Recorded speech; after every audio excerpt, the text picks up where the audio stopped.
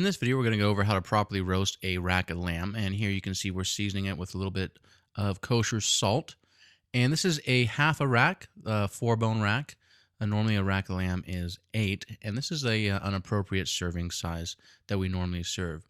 You want to heat a saute pan, heavy bottom of course, over a high flame because you will be searing. And once the pan gets nice and hot, we're going to add to this our 50-50 mix of clarified and canola oil, which you should be comfortable with by now. And once that oil gets hot, we're going to lay down the rack bones away from us and lay it down away from us. That way, if any oil splashes, it splashes away from us and not on us.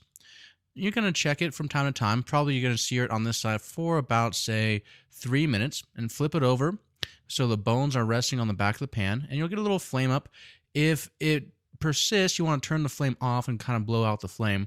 And you're going to continue to sear the end piece of the lamb rack with the bones facing up. And once you get a nice sear on that, about another 60 to 90 seconds, you're going to pop it into a 500-degree oven and roast for at least 3 to 5 minutes before checking it initially.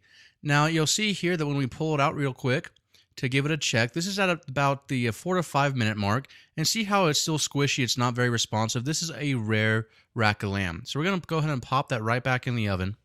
And after about another 3 more minutes to 4 minutes, so a total of 8 or 9 minutes of roasting time, you're going to notice that the flesh is firmed up slightly, and it's still going to give, and it's going to bounce back and be responsive. This is a medium rare rack of lamb, so when you squeeze it in the side, it's going to respond to you and push back. And so once it's nice and medium rare, you're going to transfer it to a plate, or here we're using a sizzle pan, and place it in a hot portion of the kitchen to rest. After about a 5 to 10 minute resting period, you're going to go ahead and slice it in half for presentation. And you'll notice that there's no juices running over the board, and that's because of the resting period of the juices being able to relax back into the meat. So you'll notice we have a nice, even mid-rare color throughout. And we're just going to go and place it on a simple arugula salad, dress it with some reduced balsamic. And this isn't how we serve it at the restaurant, but it's just an idea. I was hungry. This is my lunch. And we will do a more complex lamb dish in the future in our completed dish series. For more information, check out stellaculinary.com/cooking techniques.